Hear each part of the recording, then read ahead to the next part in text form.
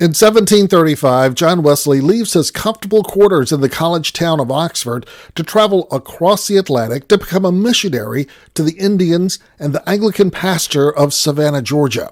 I talked with Reverend Enoch Hendry, pastor of Trinity Methodist Church in Savannah, about Wesley. During the course of the journey, the Simmons experienced some rough seas. Mr. Wesley was apparently peculiarly frightened during the voyage. This is a particularly difficult night, and he came up on the deck of the ship, and he discovered German Moravians, 25 of them, on the deck of the ship, holding hands and singing hymns. They had an amazing calm about them, Mr. Wesley remarked, and he realized that they had a strong faith which allowed them to remain calm even in the face of a terrible storm. And it was something that he, even in that moment, yearned for. He yearned for that kind of faith. In Savannah, Wesley found about 500 people. 180 of them were Anglicans. He began holding services, teaching classes, and visiting those in need. He held to his same scheduled, organized day and held parishioners to high standards. Mr. Wesley found the Anglican community here not particularly to his liking. He was disappointed when he arrived in the congregation, and he set about to help them find a more disciplined approach to their faith. He was off-putting to most. He was not generally held in high regard almost immediately upon his arrival. He was Mr. Wesley's personal disciplines didn't allow him the opportunity to win friends and influence people. The Georgia colony stretched from Savannah south to Fort Frederica, near current St. Simon's Island. And as I'm sure you know, he spent a certain period of time down with his brother Charles in St. Simon's in an effort to convert the Native Americans who were there on the island.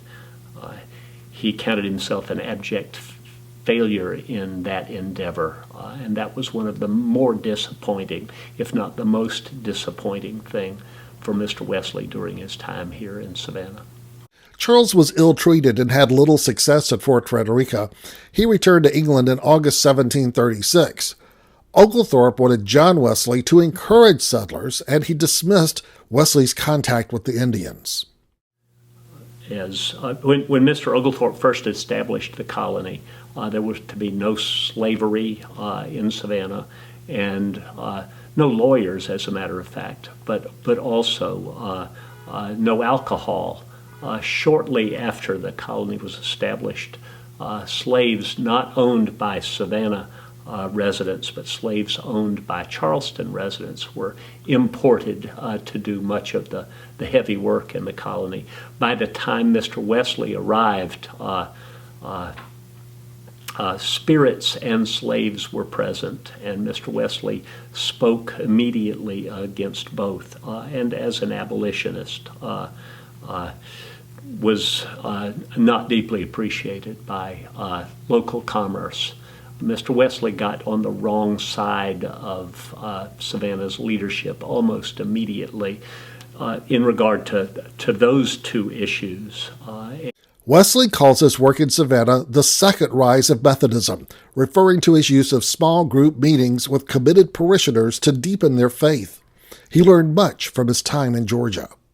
I'd like to comment just a minute on his time in Georgia because it informs his work as he returns. Many of us have heard the story of his heart warmed after he came home from Georgia, saying, "I converted no one and found myself wondering about my own conversion." Those are my words, not his exact words. And yet, when he was in Georgia, he witnessed slavery, and it continued to be an issue, a social issue and concern in which he engaged across his life. Indeed, his last letter was a letter encouraging the abolition of slavery. And historians pull that thread back to possibly his time in Georgia, where he saw slavery.